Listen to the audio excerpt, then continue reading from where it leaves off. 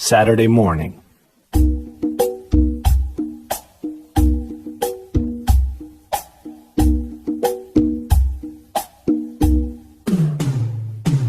First, I called my mother.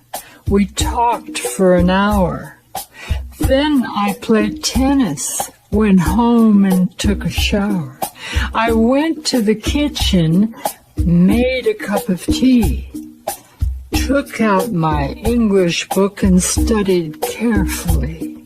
I finished all my homework without a mistake. Then I decided to take a little break.